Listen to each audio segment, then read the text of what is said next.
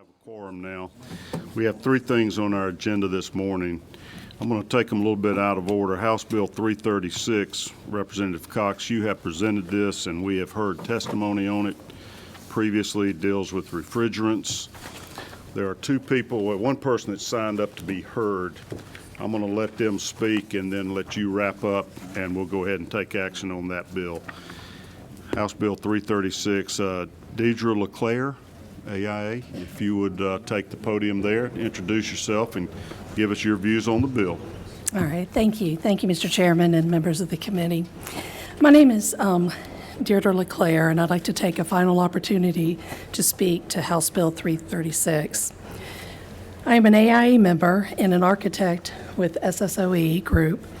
I've been very active in the building codes and fire codes development process through the state and also at the national level. I also represent AIA's National Codes and Standards Committee, as well as representing them on the Fire Code Action Committee work groups for the International Code Council. I just wanted to add two new points. I understand that Ari and Daikin, who are early proponents for this bill, have withdrawn their statements in light of the imminent passage of the amendment at DCA through the SCAC, the State Codes Advisory Committee, and that it is extremely likely that it will pass, and there is no reason to continue this redundant legislative path. And the second is that the DCA amendment process has been moving forward on these changes for nearly 18 months. There was a pause basically for the state and the advocates, the building officials, the industry experts, to learn and be educated about these refrigerants. And upon that happening, they have now passed some wording, some language for a Georgia amendment that we should see passed later this year. And I want to take a moment just to reiterate the oppositions to the bill that were stated previously before the committee takes final action. We feel that it's a moot point, that we understand that this bill is eligible for reconsideration in 2024. And between the pressure it brought and the process that has already taken place and is nearly complete at the DCA, these refrigerants will enter the code later this year. We also feel that it was a dangerous precedent that had been set. The amendment that has been wordsmithed at the DCA level through the State Codes Advisory Committee is good. However, letting this bill progress any further will undermine the building codes amendment process established by the General Assembly. And this process was established many years ago, as you know. It will basically ring the dinner bell and create what we call a slippery slope. For every code amendment, every maybe not as well-defined or well-wordsmithed code amendment process, if it bypasses that process. And then finally, it tethers Georgia to the actions of the EPA. And as we well know, not everything that's done at the national or federal level is an ideal fit for Georgia. By this amendment going through the DCA process, it's been vetted. We understand that the people who need to be educated have now been educated. It's a process that works, and we would like to see it continue to run through that process. And I'd like to thank the committee.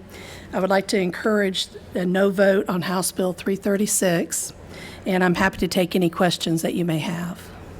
Any questions by committee members? Senator Brass, you're recognized for a question. Thank you, Mr. Chairman. Ma'am, you had mentioned that language. Can you provide that language to the committee so that we can, so that it can be seen? We can do that. That'd be great. That's no problem. Okay. Other questions by committee members? All right. Do you have that language with you?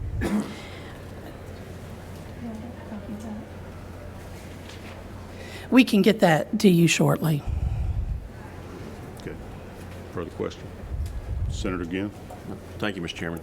The I believe you said that, I'm at 3. I believe you said that this bill would be alive next year if we kill it this year, and just so you know, if we do, it won't be alive next year. But if we table it, that may be an opportunity. So I want to make sure you're clear on where we're headed. Thank you. Other questions from committee members? All right, Representative Cox, if you'd like to make any concluding remarks.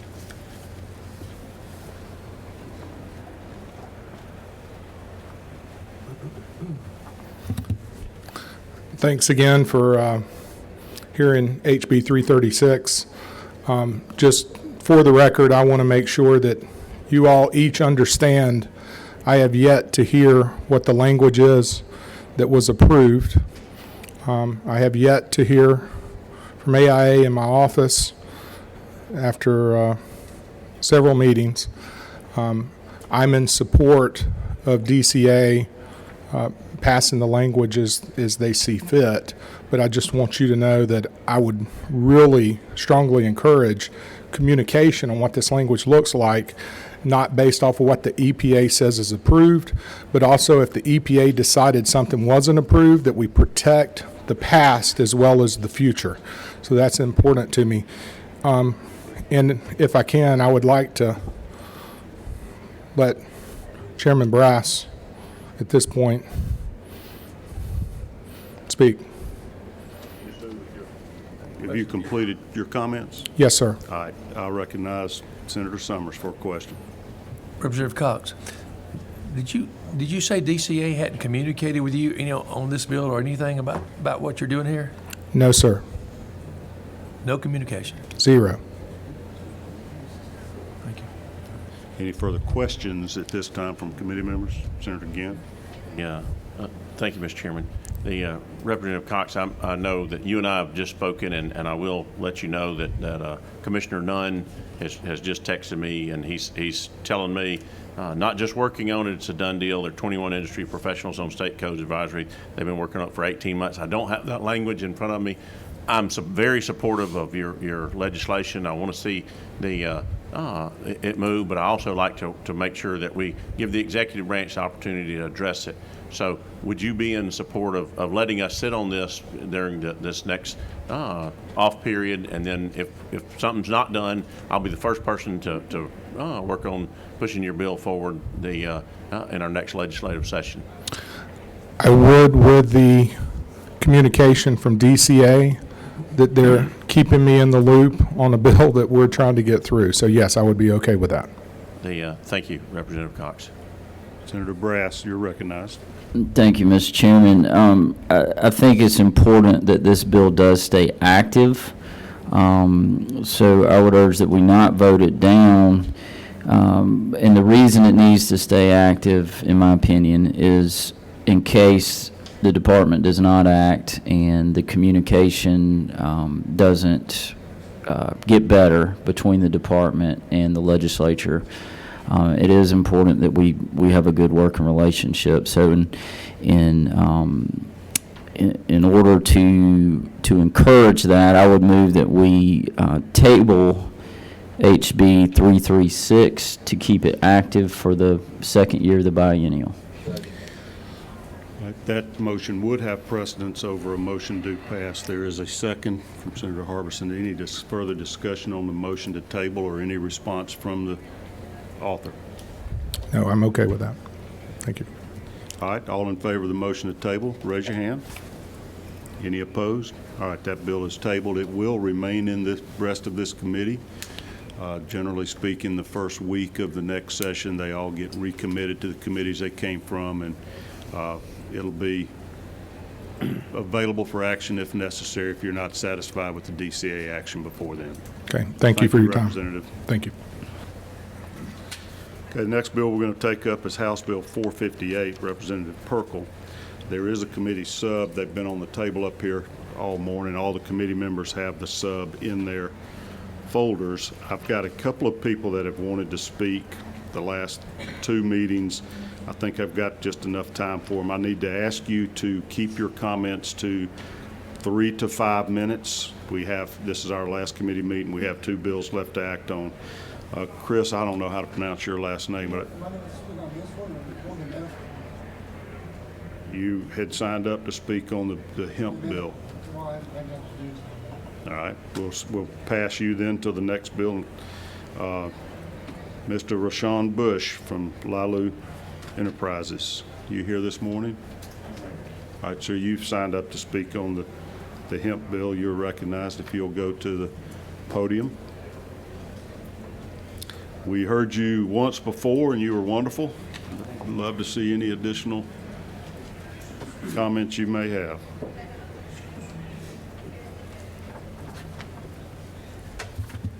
How y'all doing today? Just great. I'm Rashawn Bush. I live in Rincon, Georgia. As many of you already know, I've spoken here once before on this bill. I'm for it, with exceptions of page 3, line 66 and 67, which was just recently added. Luckily, I'm in on the knowing side.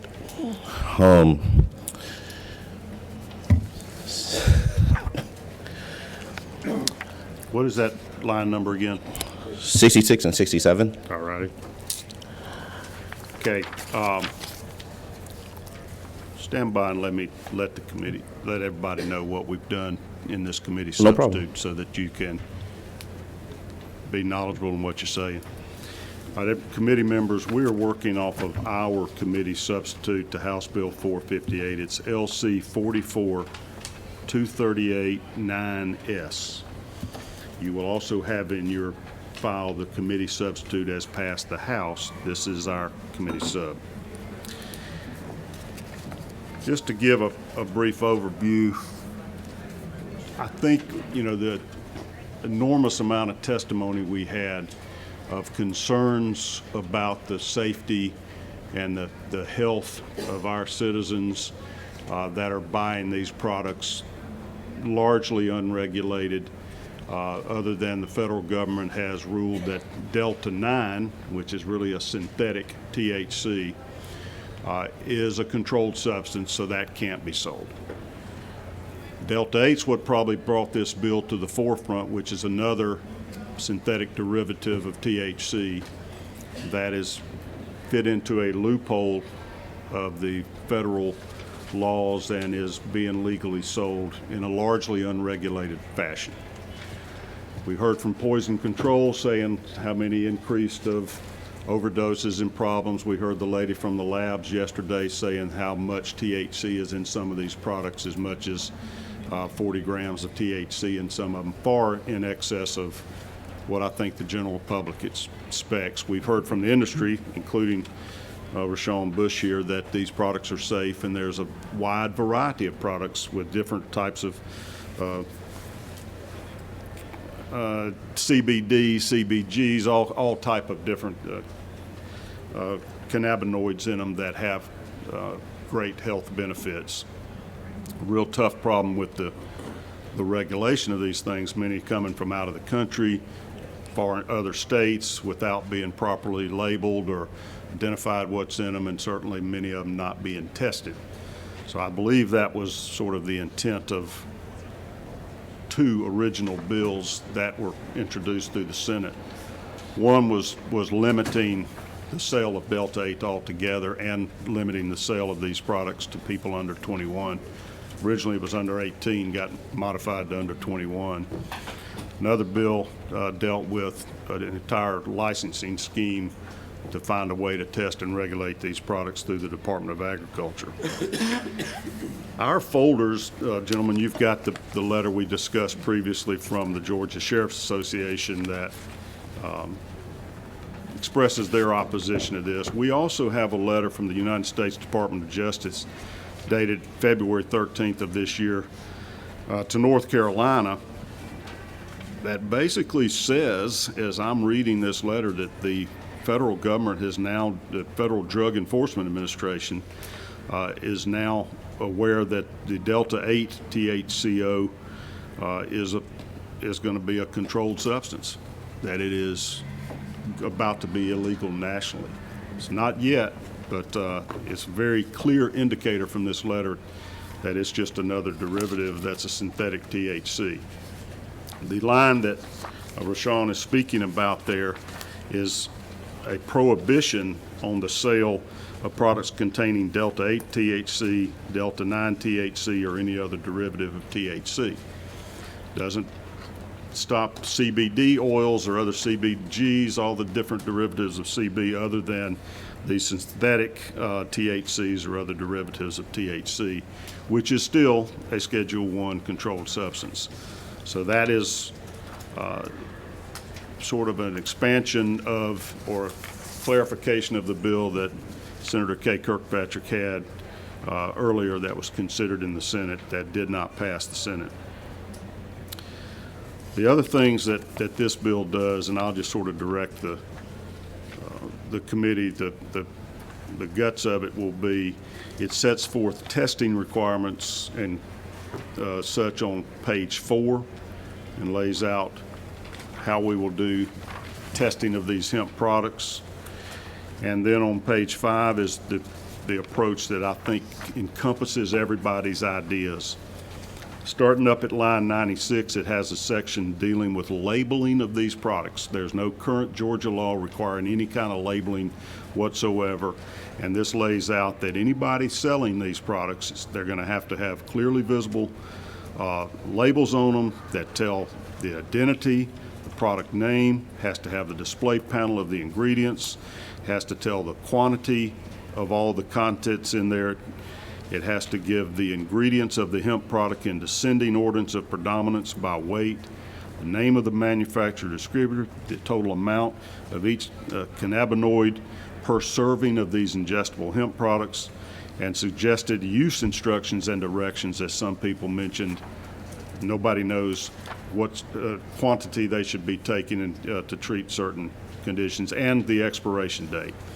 So we'll just call this the labeling section. It's to alert our citizens before they buy these products what's in them. The second there, beginning at line 110, deals with testing.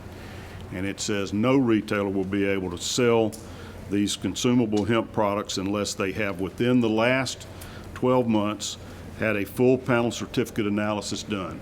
It can either have been done in the state of origin, wherever it came from, or you need to do it. We had one very interesting lady from Macon that testified yesterday about her lab, and they do this. It is available.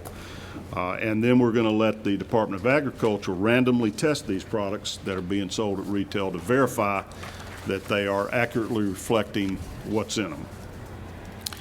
We also have down here, starting at line 129 on page 6, the issue that Senator Brass explored in detail is the size of the packaging. If you're going to be selling any of these products, you can't have an individual dose over 25 milligrams or more than 500 milligrams in an individual package.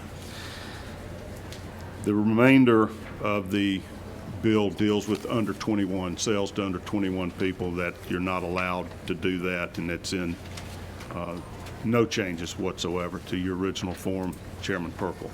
I have reviewed these changes with Chairman Perkle, and I'll let you speak to them when we get through, but I felt like it was better to let people know what we're doing. What this does not include is the licensing scheme where we had the Department of Agriculture licensing retailers before they were allowed to sell. It accomplishes the same goal without that rule or regulation by just saying you can't sell it unless it's been third-party tested, and it has to label and tell us what's in it, and it has to be in these appropriate sizes to hopefully prevent overdoses.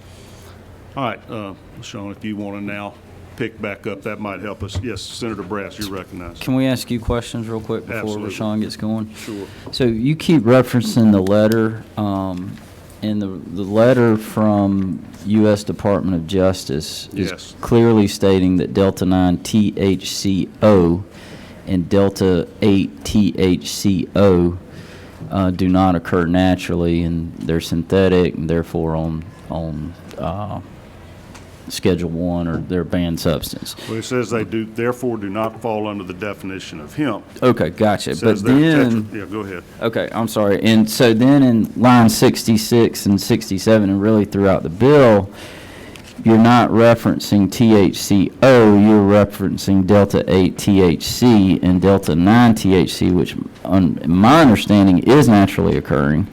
And so my fear is when you, number one, in lines 18 and through lines 20, we're now not compliant with federal law because you're banning all THC concentration, or not banning, but you're changing the definition. And then in lines 66 and 67, rather than ban the controlled substance, which the letter references, again, THCO, you're banning Delta 8 THC, Delta 9 THC, and any derivative of THC. And if I'm reading this correctly, and I'm asking the question, am I reading it correctly? If we do that, aren't we now banning CBD products, hemp products, and medical marijuana? I don't think so. I- Because, I mean, this bill deals with hemp, and that's, at lines 18, this came from Kay Kirkpatrick's bill verbatim, basically. That was Senate Bill 22 originally that got merged in with Senator Summers' bill. What it's trying to do is what the industry is doing is continuing to come up with different isomers, which are combinations or synthetic compounds that, I mean, we've got Delta 6, we've got Delta 10, Delta 7, they'll just keep finding the loophole. That's why this refers to any other derivatives there. The federally defined level, according to this letter, now is that because Delta 9 THCO and Delta 8 THCO are controlled substances, I mean, they're calling these now controlled substances and no longer within the federal definition of hemp. But they're referencing THCO, not Delta 8 Maybe we can and have Delta 9 one of our THC. speakers can clarify that I bet Rashawn difference, can because cover it's that. trying to capture any derivatives, and I'm not the chemist to know what the difference Right. with the O on there or not. But, Okay, thank you. Senator Ginn? Yeah, and I'm trying to just muddle through this because chemistry is not my subject. Mine either. But if on the substitute, if we added, instead of the THC, just added THCO and on Delta 9 THCO, and then where it talks about the other derivatives, because I'm thinking if you struck that portion out, would that kind of clear it up so that we know, okay, here we're following the federal letter that you got that says, hey, here's a controlled substance. But would that not clear it up for us? So now you're back to line 66. Oh, yes, sir. Yes, sir. On line 66 and 67. 67. Add an O behind the THC on both of those, and then striking that section, other derivative of THC, because I think that would be the one that would concern me, where, some of these people that need the CBD oil Now, remember, we're not talking about other derivatives of hemp. or other but just derivatives of THCO, maybe. Okay. Maybe something along those lines. I'm not sure. Okay. I'd be maybe receptive to that if, assuming legislative the council can help testimony us with it. does that. All right. Hold tight then. Any other questions? All right, Mr. Bush, go ahead and resume.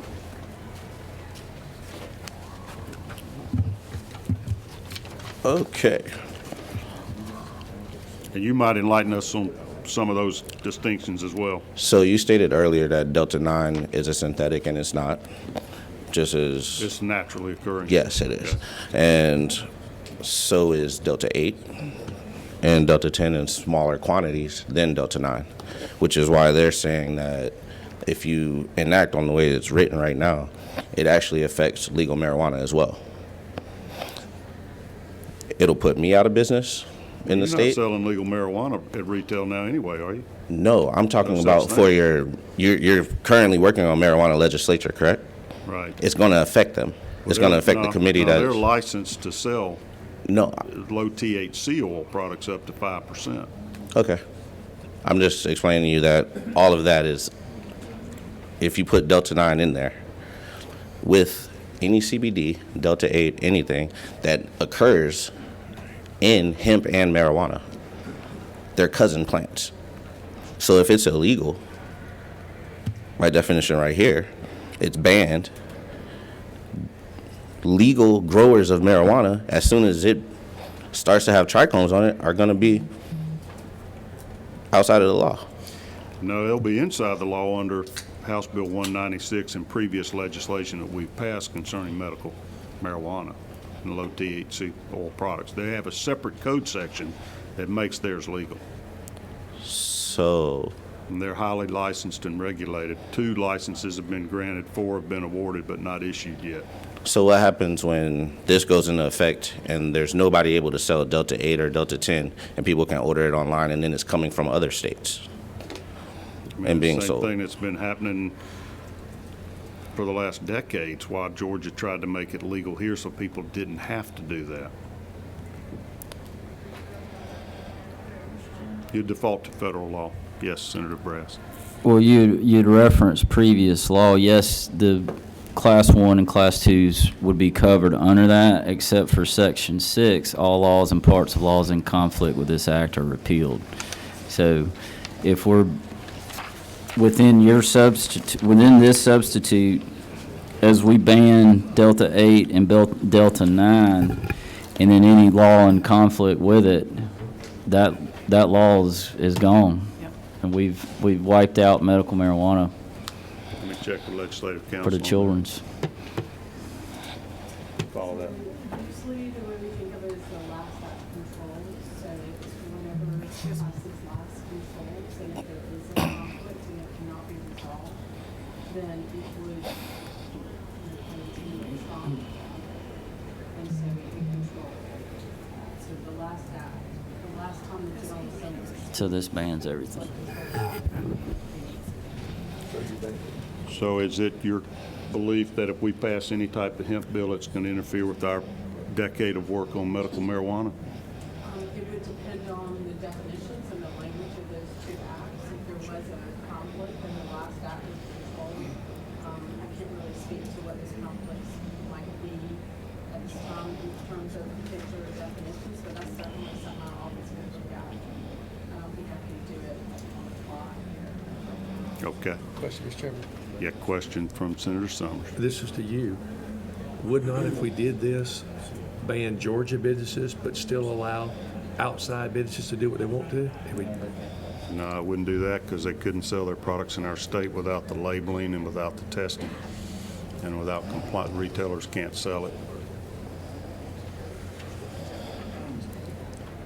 Hi, Ms. Bush, could continue if Yes. you have other comments to make. I do. Lines additional to, We couldn't understand what line number you mentioned. 241 to 243, for, it says State Revenue Commission is authorized to make reasonable rules and regulations for the administration and enforcement of this article. Also, lines number, That is not a change. That's in the original bill. yes, but I would prefer it to be Agricultural Department, Department of Ag, exclusively. They're more aware of the plant, the situation, the growing process, the processing process, everything to deal with it. You involve a additional department, they're gonna have to be advised by the ag department. It's gonna create an issue for them, All right, thank but you. exclusively for ag.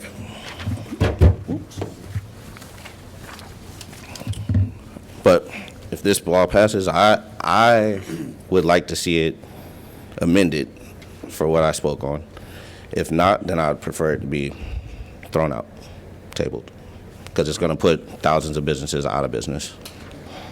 In other words, all these CBD businesses and all your franchises are only making their living by selling Delta 8 or Delta 9 products? No, they'll be making their living outside of the state of Georgia if this passes. Is that all But- the products you guys are selling? I thought you had all kind of derivatives of, No, we have other types, but you have to understand that there's traces of all of these in the products. The only way to not have a trace of any of this in a full CBD product is to make your products from an isolate. That's going to be an extra process for the only processor in the state to make isolate. Once he makes isolate, he's not going to do it for free, or they're not going to do it for free. That's going to increase the cost of the product. And to be quite honest, hemp plants as a whole, with every cannabinoid there and present, is way more beneficial than taking bits and pieces away. Way more beneficial. So I don't understand the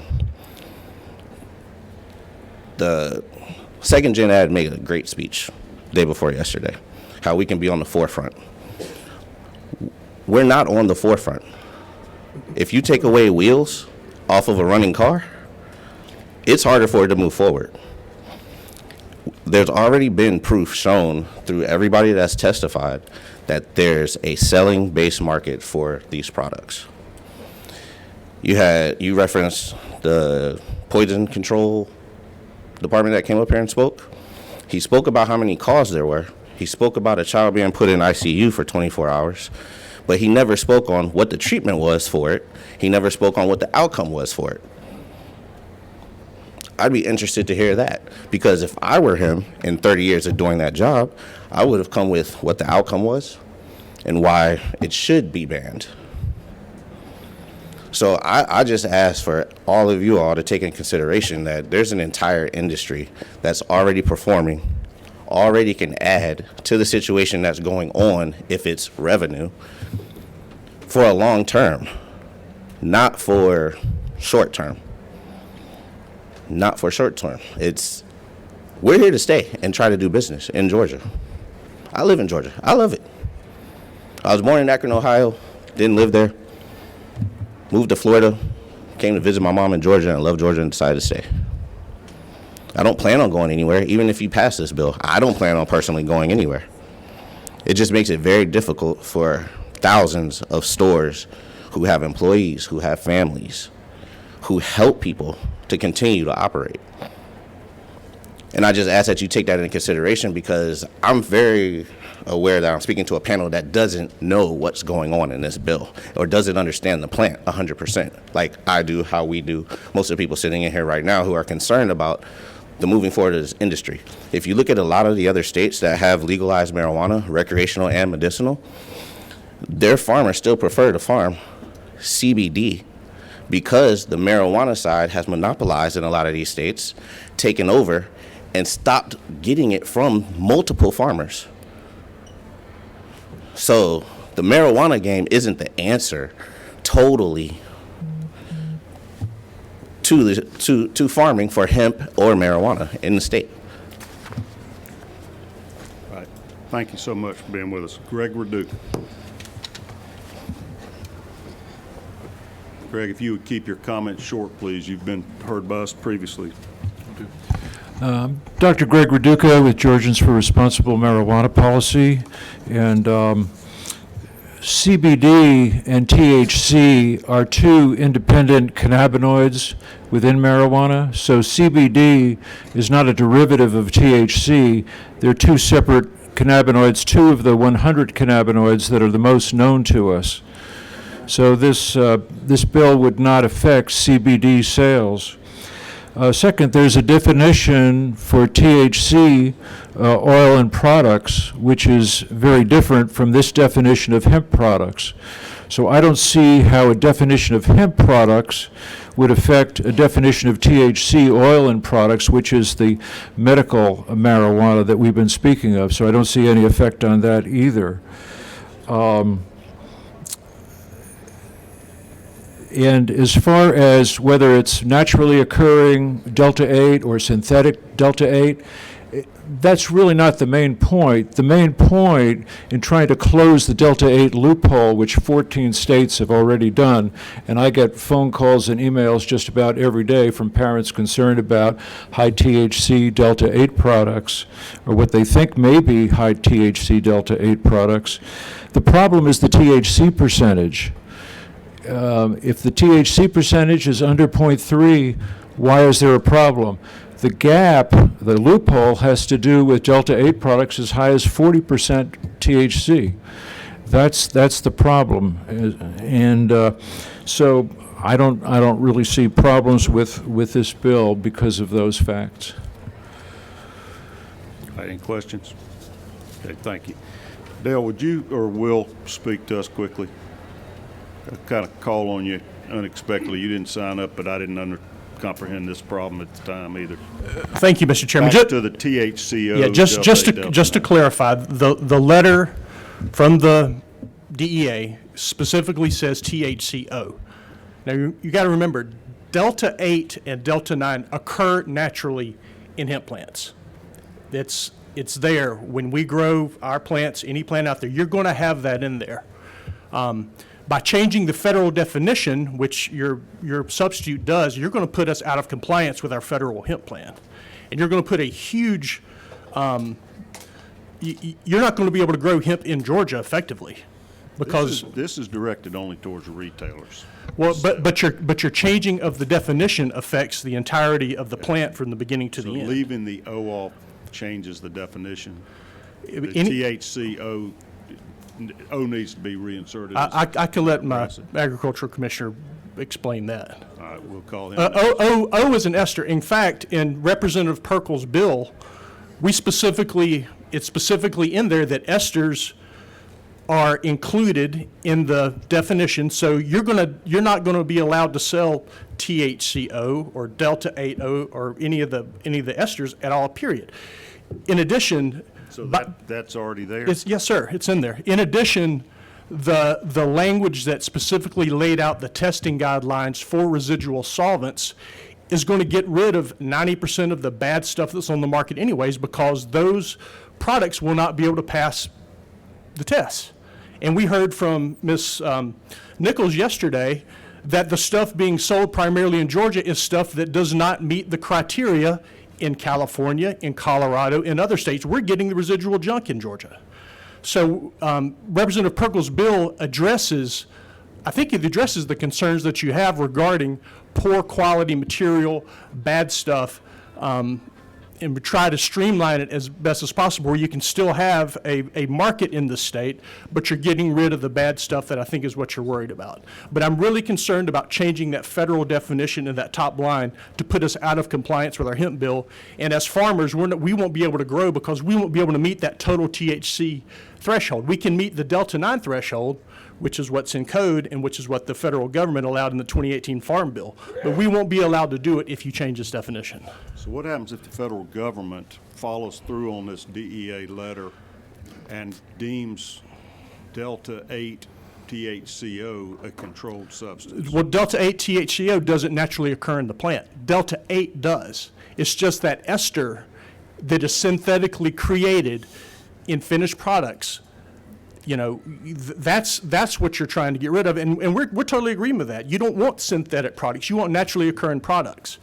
So by changing that definition, you're changing the entire definition of the hemp program in the state. And again, Representative Perkel's bill, when it talks about the esters of Delta 8, it does away with THC, Delta 9 THCO, Delta 8 THC, all of that. It's in the language that passed the House. Not yet. Commissioner Harper, would you like to be heard? All right, Thank you, Mr. Chairman. thank you.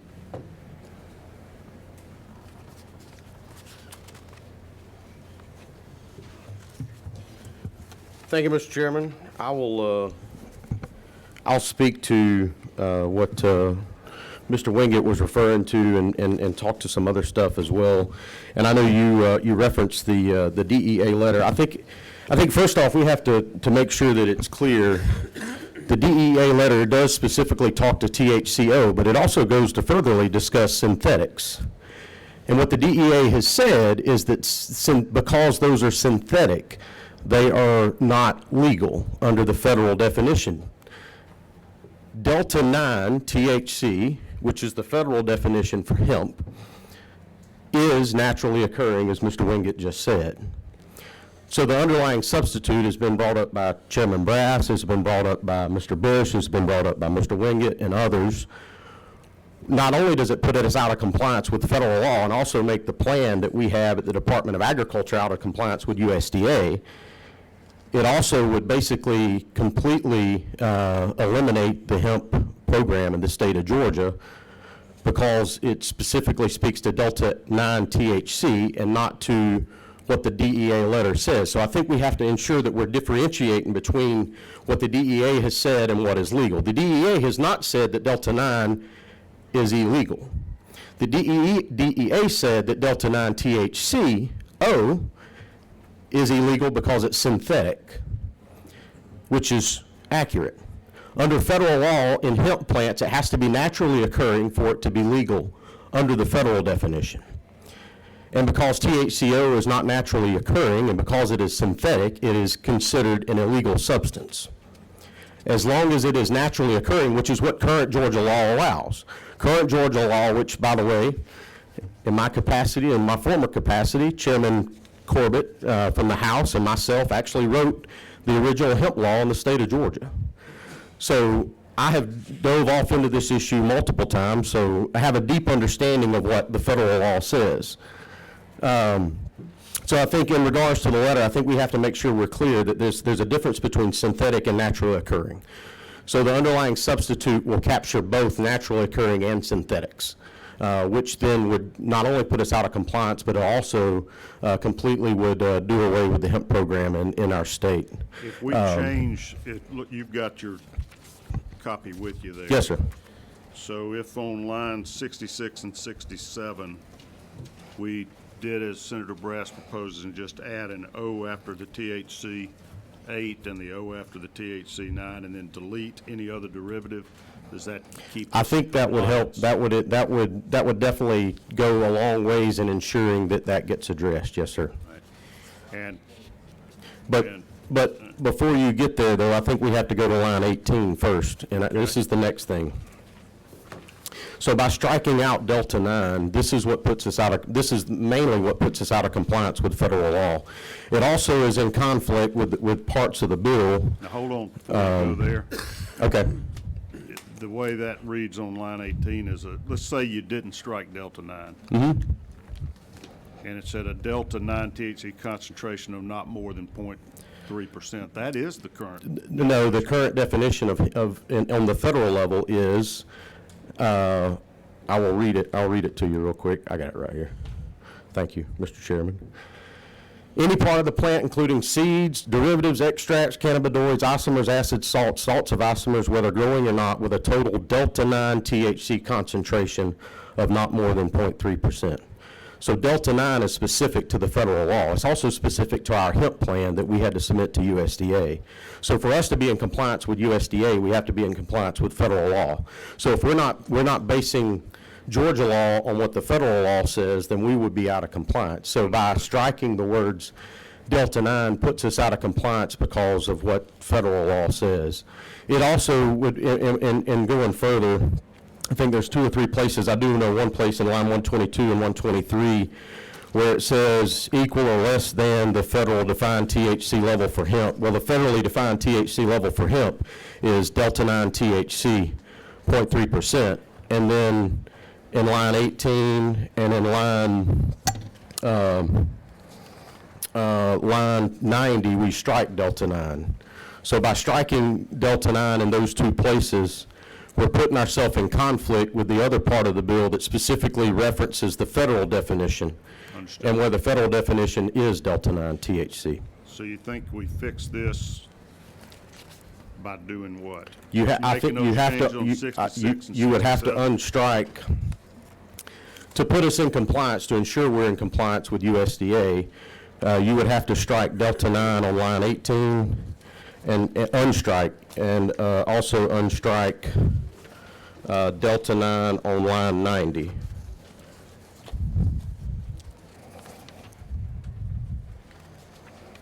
At a minimum. And then I think if you do the THCO like you were discussing in regards to line 67, 66 and 67, I think that would address that for now without digging too deep. You got a view on whether passage of this law would in any way preempt or override our medical marijuana legislation? I think, to Chairman Brass's point, I think Chairman Brass brings up a good point in especially the section that in every bill that we have of all laws and that are in conflict with this would be impacted. I do think that there is some concern in that regard. I mean, I think he brings up a valid point. Yes, sir. Again, I'm not an expert. I'm not an attorney. I'm not a lawyer. But I think it's something that at best, we would need to get legislative counsel to look at to ensure that we're not impacting the medical cannabis side as well, Mr. Chairman. All right, another question to you is, you've been the Commissioner of Agriculture now for what, a couple, 2 or 3 months? 2 months. We're on day 38 of the session, and this is the first day you've come to testify on this bill, and it's been through the Agriculture Committee, it's been through this committee, 3 hearings. Have you noticed any of these defects? I mean, these were in the previous version of the bill that failed on the Senate floor, the striking of Delta 9. Mr. Chairman, that was not in the previous Senate bill. Yeah. It was in, no, sir. I participated in the Senate Ag Committee hearing. I was there. I did speak. Okay. I've been involved on the House side with the House Bill 458 that passed. I've attended every hearing and listened in. You and I have met privately to discuss this issue, and I've expressed my concerns to you there. Told you the issues that I think we need to address and making sure that we get guardrails in place. I know that my policy counsel and my policy director has spoke on this issue multiple times before committees on my behalf. Well, I'm hesitant to go forward with a bill that might undermine all the work we've done on medical marijuana. I mean, this whole hemp deal started in 2018, and we've been working for literally almost a decade on medical marijuana. And if there's a possibility that our actions here today, if this gets signed in the wrong order or whatever, either one of the 2 bills is void, I don't know that that's worth our effort. I'm concerned. Here we are on day 38. Senator Summers, I'll recognize you for a question. Thank you, Mr. Chairman. Commissioner, would not the original bill, and I know it's Representative Perkins, Chairman Perkins got over here, when it listed all the cannabinoids and all the synthetics in there, wouldn't that basically stop making synthetic cannabinoids? I mean, that would solve the problem. His original bill, we wouldn't have that issue. I think the underlying bill, the original bill that Chairman Perkle has that passed the House, I think is a very good, definitely a good starting point, and definitely a piece of legislation that heads us in the direction of allowing us to have a hemp industry in this state that works, allowing us to have a hemp industry in this state that is successful. And I appreciate the work that Chairman Perkle did. I appreciate the work that you do, Chairman Summers. I know you worked on that underlying bill also on the Senate side. So I appreciate the efforts y'all have put into that. And Chairman Perkle made this comment, I think, when he introduced the bill the first time. No bill is perfect. But there is a process. And I think there's always room for improvement. And I think working through some of the provisions of the substitute and even some of the provisions of the underlying bill, I think there's a way that we can actually really come up with a really good a piece of legislation that can help us move forward, allow the industry to be successful. And there is still some time in the process to allow that to happen. Look, the process can continue to work. You know, there's always the opportunity for conference committees and other things. All of y'all know we might not only have but 3 legislative sessions on the floor downstairs for the Senate side, but y'all know that's a lot of time to do a lot of things around here. But I think it's important that we try to ensure that we're putting in guardrails, but at the same time allowing an industry to be successful in our state and making that happen. But this is something we've been working on since about 16 or 17. I know you mentioned 2018. That was when the Farm Bill was passed. We started working on the hemp law in Georgia before that because in anticipation of the changes on the federal level, which it had already changed under the 14 Farm Bill. We were working on it before that. So this is actually we've been working on hemp in Georgia for 6 or 7 years or longer. Okay. One last follow-up. Yes. Making sure this substitute is, I personally feel like this should be under the Department of Agriculture. You should be able to police the industry. To Mr. Bush's point, I do agree with him. I think we have the knowledge when it comes to the hemp industry. We understand the issues. We understand the plant. I do agree that we should have that authority at the Department of Ag and ensuring that we have the ability to completely regulate it from start to finish. Senator Dolezal, you recognize for. Thank you, Mr. Chairman. Good morning, Commissioner. Thank you for being here. Have you sir. had an opportunity to see this letter from the Sheriff's Association that's in our? I briefly saw it this morning. That was the first time I'd saw it. I want your thoughts around what, at least I see, as their primary concerns in the second paragraph. Essentially, they say, under current language contained in HB 458, which will go back to, I guess, the version as it passed the House, high THC content Delta 8 and Delta 10 products will continue to be easily accessible, allowing increased online and retail store purchases, and then they reference the 40% THC, et cetera. What is your understanding of what the bill as it passed the House will do relative to Delta 8 and Delta 10?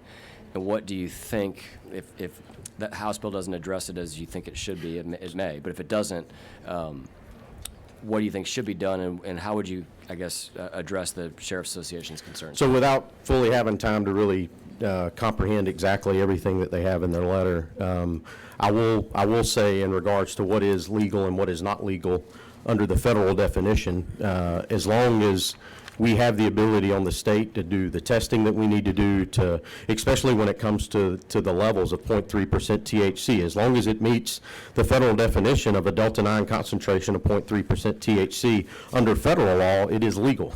And so that's what we will work to enforce at the department. We are working to enforce, and we are enforcing at the Department of Ag, and will continue to do that, which is part of ensuring we have those guardrails, which is where some of this testing language come from in the underlying bill. That said, obviously Mr. Chairman, that's a policy decision of the General Assembly when it comes to those particular different arrays, and that's something I think you as a body have to make that determination. But to your point, if it has a Delta 9 THC concentration of 0.3% or less, it is legal under federal law, and as long as it meets that definition under federal law, that's what we will allow through the Department of Ag. Okay, follow up, Mr. Chairman, if it's okay. Yes. You're finally the first person to distill this down in a way that I can understand, so I appreciate that. Yes, sir. So federal law is silent when it comes to Delta 8 and Delta 10, regardless of Federal law says hemp is a concentration of Delta 9, 0.3% THC, and that's all it says. As long as it meets that requirement and it is not a synthetic, it is naturally occurring, it is legal under federal law. Understood. Okay. So what this bill is doing is essentially providing what's been referred to as the guardrails relates to testing and manufacturing, but is silent currently. Well, I guess this version is not silent on Delta 8 THC. And what you're illuminating for us is any regulation in your mind of Delta 8 or Delta 10, regardless of THC, even if we put Delta 10 at, say, 10% THC as a limitation, your concern is that would put us out of step with the federal guidelines. As long, not necessarily that. My concern is if we touch Delta 9, it puts us out of step with the federal guidelines. That's what will put us out of compliance with the federal guidelines, because the federal guidelines specifically talk to Delta 9 and Delta 9 only. So as long as we're in compliance with federal guidelines when it comes to the Delta 9 THC concentration, we are in compliance. But to your point, like as you said earlier, federal law is silent on the other provisions other than synthetics, which the DEA letter speaks to the synthetics. Right. Chairman Coucher, perhaps a follow-up for you. Have you spoken with the Georgia Sheriff's Association? Is there desire then that we act on some sort of THC level as it relates to 8 and 10? I haven't had that in-depth of a discussion other than their opposition to the bill. Okay. All right, thank you very much, Commissioner. Appreciate it. Yes, sir. being Thank here. you.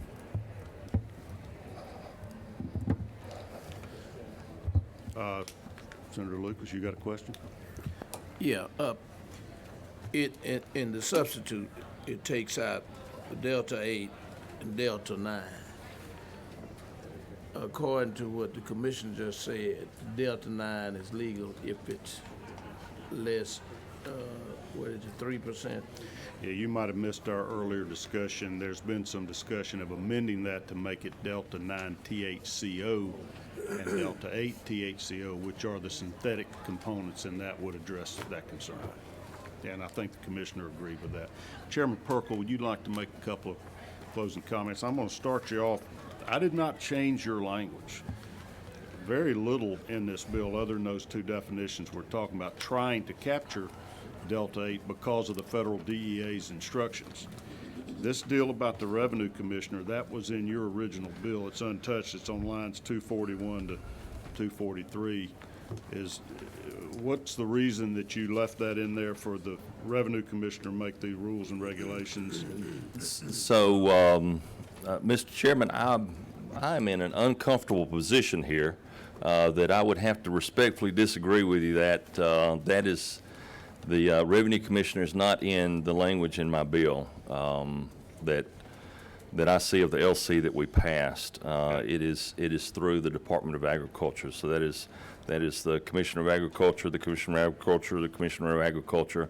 It's listed in my bill. So this might have been lifted from the cigarette Previous version or something? statute. It might be a previous version or something, but it was not in the bill that passed the House. So, I do have, as the other speakers have mentioned, of course, quite naturally, I think the bill as it passed the House and as I have presented, actually addresses the concerns we have regarding the naturally occurring deltas that are in the plant versus the synthetically produced, which is not allowed in my bill.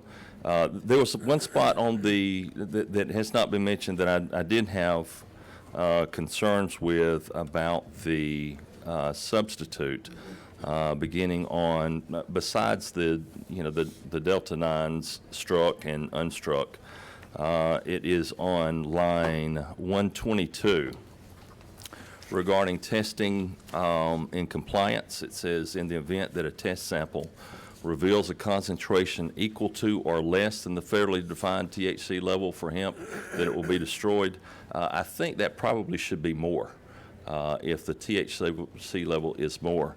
But there again, I do feel like the bill as presented addresses the concerns that we have. I actually do like the additional labeling language that you have with the substitute. But I really like the others. I think as presented, without these other changes that we talked about, there again, I think the original bill actually addressed the concerns that we had.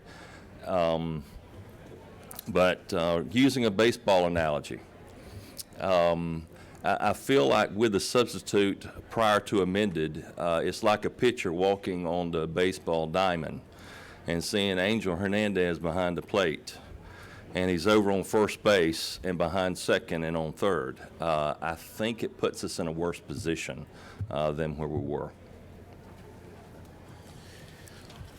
Question for the sponsor. If in the event that the product is, when they, I guess, crop it or whatever, and it's above the level, can they reduce the level rather than dispose of the whole bunch? So the answer is, while I have never grown hemp or processed it, it's my understanding that there is a remediation process that they can do, which actually is not allowed in my bill. So it is, if you have a higher THC concentration than what the 0.3%, it must be destroyed because it falls outside of what is federally allowable and what the state of Georgia has said is okay. But it is possible, yes, sir, absolutely. All right. Got a question from Senator Brass. Not necessarily a question, Mr. Chairman, but for sake of time and in spirit of keeping the bill moving along, we've got some good suggestions from the commissioner. At the proper time, I'd like to make a motion. I'm not so ready. that we can get to a posture to start making some amendments. Yeah. When you're ready, Mr. Chairman. All righty. I'm going to have a little consultation with the Legislative Council to make sure we don't have any unintended consequences. Thank you. We appreciate you. Yes, sir. All right, we're going to hold off on this till I get some clarification from the Legislative Council. We may have to take a break in a few minutes, but let's go ahead. Is Chairman Powell available? We hadn't promoted him yet. Is he outside? Will you check?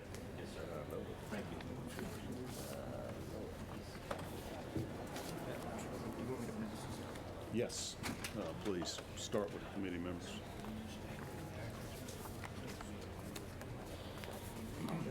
Yes. While he's passing that out, I'm wondering, I don't know enough about this, I only know enough about this to be dangerous at this point. But in terms of the definition, I'm wondering if it might make more sense just to, because the letter speaks to all synthetics, would it not be wise to clarify Delta 9 THC with less than a 0.3% and then any Add- variant that is a Instead of other synthetic? hemp derivatives, other Well, synthetics. the THCO, as I understand, is a synthetic. Would it not be better just to address all synthetics? Because that seems to be what the DEA's That's what the Matrix DEA is saying and what we were trying to capture in this.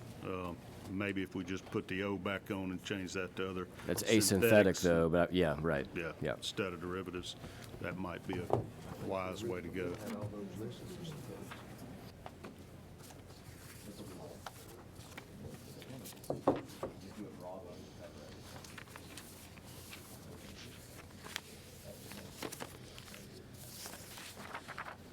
Okay, our committee aide is passing out the substitute to House Bill 196, and we'll leave some up here on the table if anybody wants to get one to follow along. I'm waiting on Chairman Powell to get here to present his bill.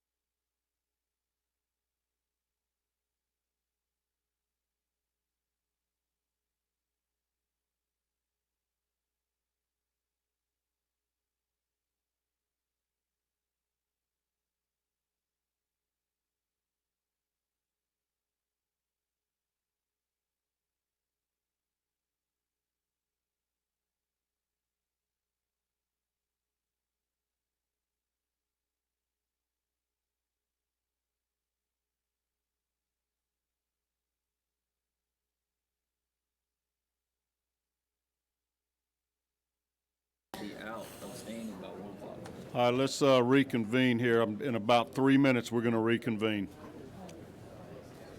Give time for everybody to get back in the room and our committee members. Fine, Chairman.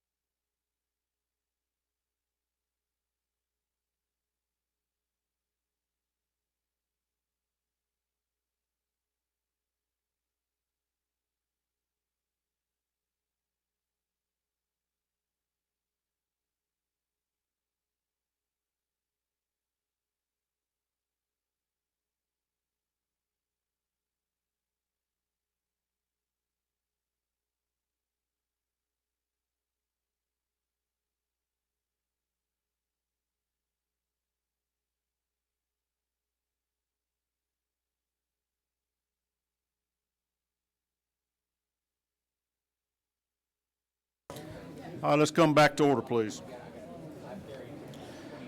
Chairman Powell, if you will take the podium. What am I going to have to do to get a copy of this? He's going down there to get it now. There's one on that table right there. I think they took the most of mine here. Let me see your copy.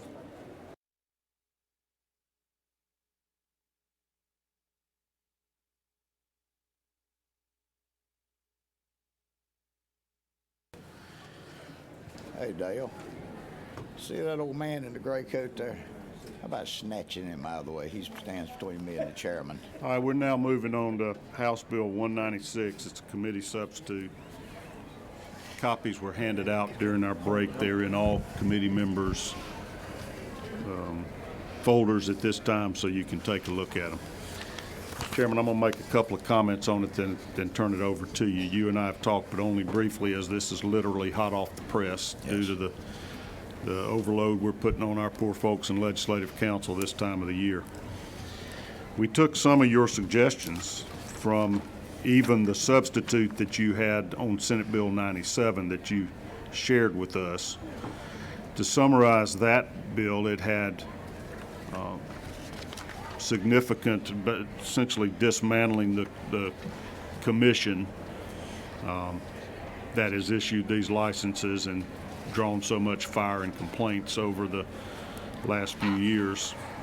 The long time it took for the license to be awarded, and then the complaints with the process and the outcome and the ultimate licenses being granted ended up in litigation. You'll notice in Section 1, I've essentially delayed those desires in your substitute to abolish the commission.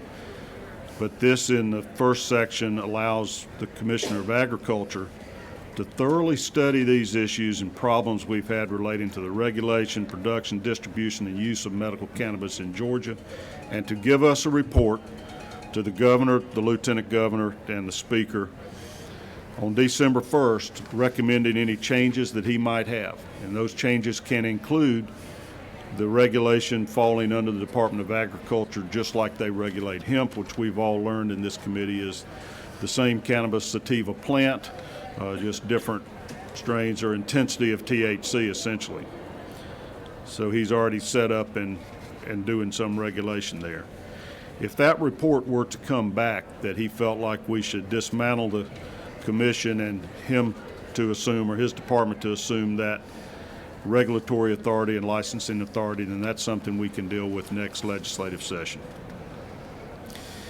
Going on to sections 2 on, we have left intact much of your bill, the House Bill 196 as it passed the House, particularly your concerns that the commission fall under the Open Records Act and the Administrative Procedures Act. So I have not in any way tampered with that initiative of your bill, which made a lot of sense to us on this committee. Because the commission, even if it never does get dismantled, would be following the same rules and regulations and procedures that all other state agencies do. If I may ask You a may. question to my Yes. distinguished friend, under that, will that, not just going forward, but upon signature along the way, That- would this also open up the records for what they have done for the last 4 years? Yeah, and we kept it that way. You had that on line 277, the act shall become effective upon its approval by the governor, or it's becoming law without such approval if he doesn't sign it. So this is going to happen in the next couple of months. Okay. Also left intact your issuance of an additional dispensing license to the Class 1 licensees and Class 2 production licensees at their production facility. That is untouched, unchanged in here.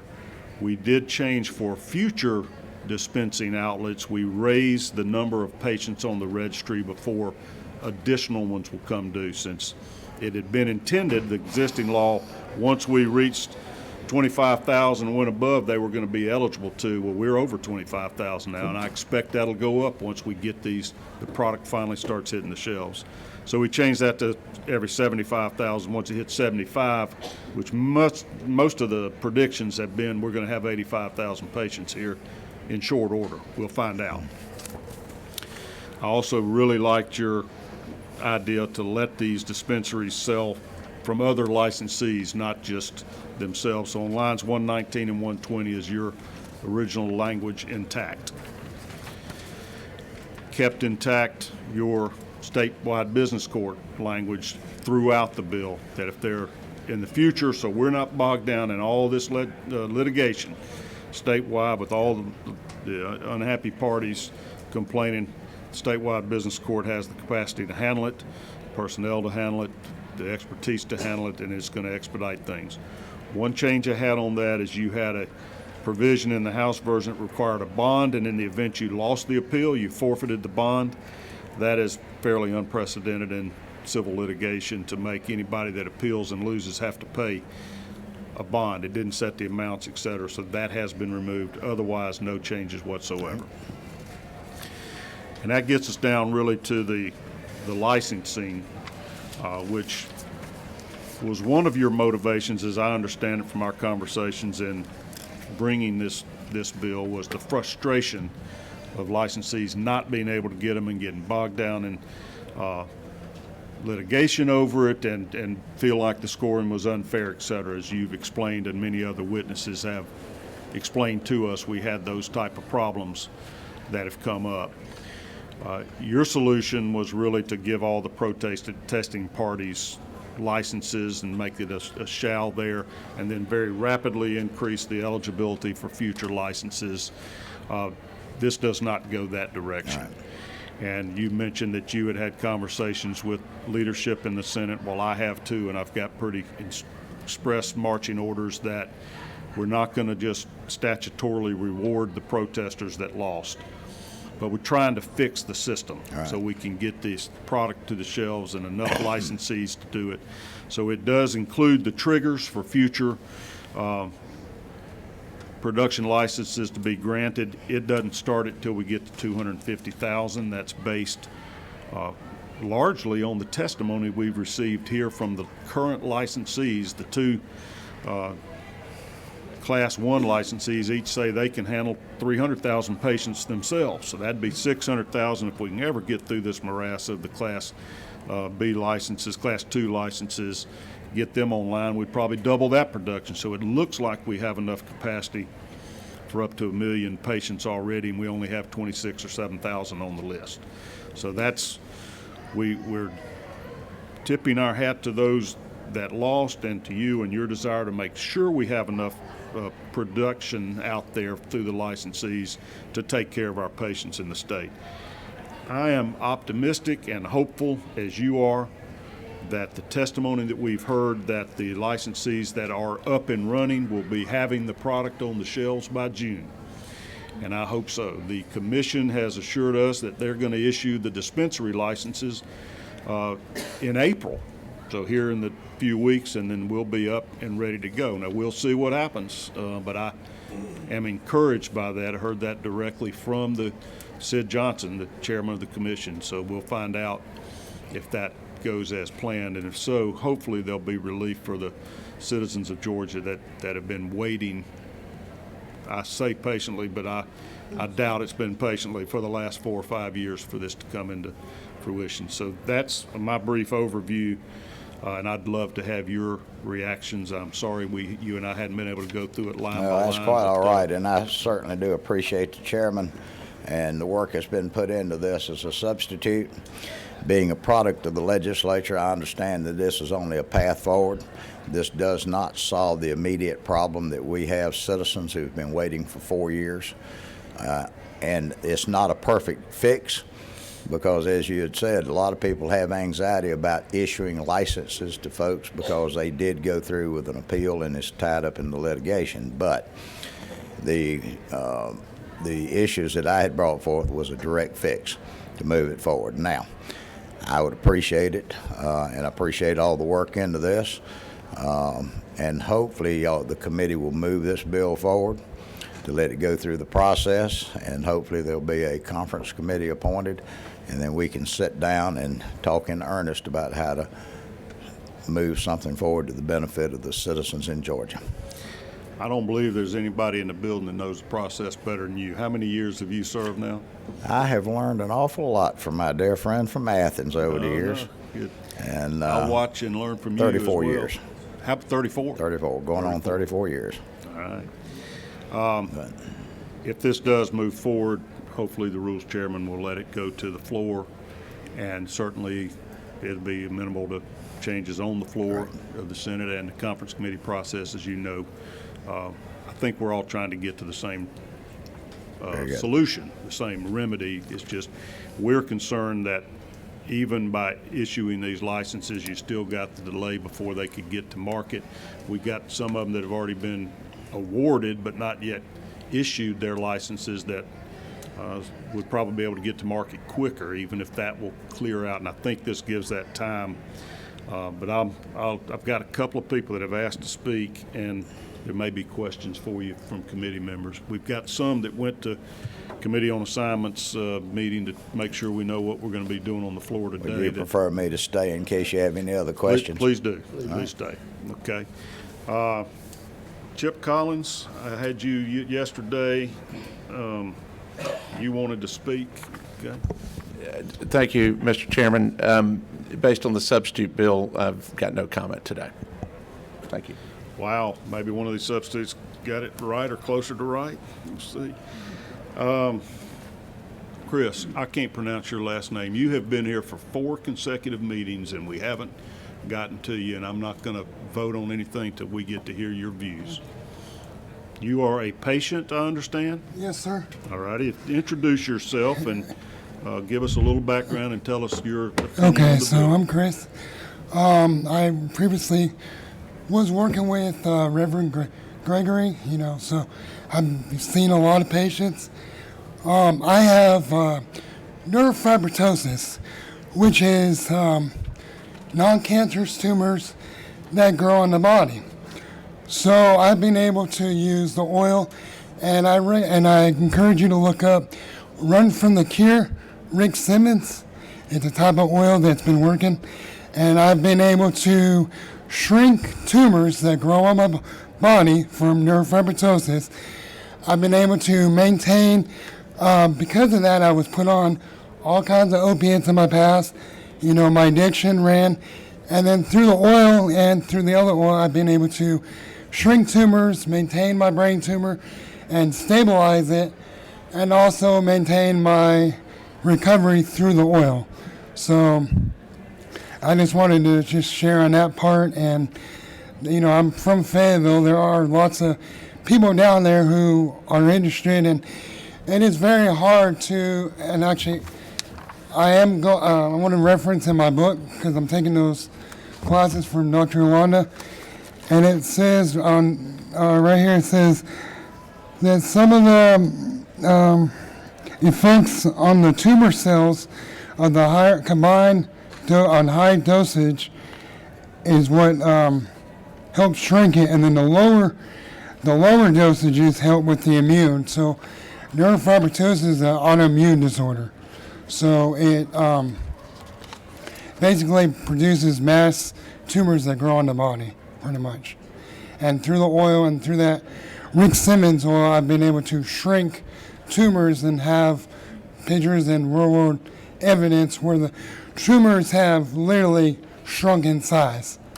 So I'm working with my doctor at Emory through the Wellness Clinic. They have a low THC clinic up there, and they're interested in doing a study because of what I've been able to show working with Reverend and all that. I've been able to literally shrink my tumors. And in every other state, neurofibromatosis is on a list by itself. In Georgia, the way it was through integrated pain and seizures, because it causes seizures as well. So I just ask that you consider that and take that part into consideration on the different types of oils as far as that. So, thank you. Let's see if we have any questions. So are you on the registry now? Yes, yes. Okay. And how long have you been on the registry? I've been on it for about 3 or 4 years. And you're having to renew that application every your Yes. status every Well, I had one doctor who looked at it, and automatically, because of the condition in other states, how it's already on there, she automatically gave it. But then I transferred it to Emory because he wants to open up the study with the NF from what I've been able to show with the tumor shrinkage. But again, that goes to the percentage and the milligrams. So, yeah, high doses help the tumor shrink, and then the lower doses help more with the immune. It helps it, but not as much as the higher doses on the tumor. So, Well, I appreciate you hanging in here with us, and I apologize I didn't call you sooner. Yes, sir. Because it's so important for us to hear from a patient. Yes, sir. And the reason we're doing this legislation is to help you and people with many of these other yes. conditions. And through working with Greg, I've met lots of patients. I was able to work with some of them, and just the things I've seen with those patients and the phone calls I still get of how to get a card and all the frustration. I've got people calling me all the time, And I was able to, now this is separate, but I've been able to get on the board with Peachtree Normal, which is an organization, and help with that. So through that, we're able to educate. And again, I really encourage you guys to look at the classes that Dr. Yolanda's doing. It's a lot of information, and I just encourage you to look into it, because education, like Peachtree Normal, it's all about the education. And living in California and then living in Georgia, I can go to California, but ultimately Georgia's better. I've been able to maintain my recovery better out here than California. Thank you so much for being with us today. Thank you, sir. Appreciate you.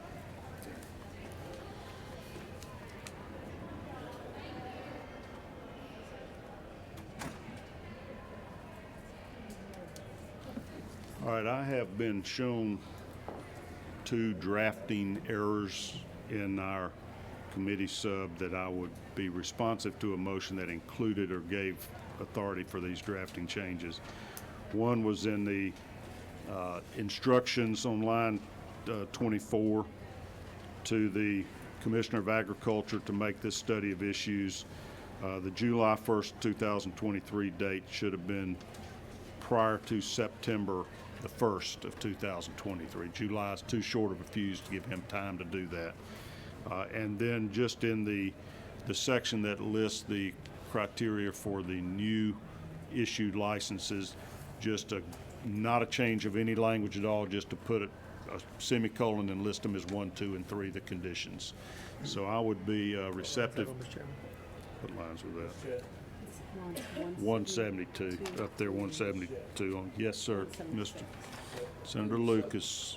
In the substitute, do we do anything about the remediation if at the original testing? We've kind of changed subjects now. This is just medical marijuana, and it doesn't deal with the remediation because we don't have the same limits on on the hemp bill that applied. We moved on to the medical marijuana bill now. Your point was noted earlier. We're trying to redraft some information on that, see what we can do. Okay. So the chair will be receptive to a motion to pass by committee substitute with those Scrivener's errors changes.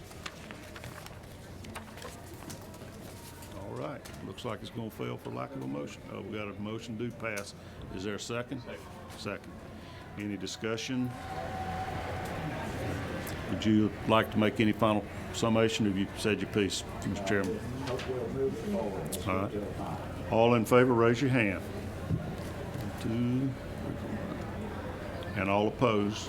Okay, passes out unanimously. Thank you, and thank you for your patience over multiple years. We will continue this through the legislative process. Les. That was 196. We're going to stand at recess for about 2 more minutes to wait on the leadership to return, and then we'll resume. 2-minute recess, stand in recess.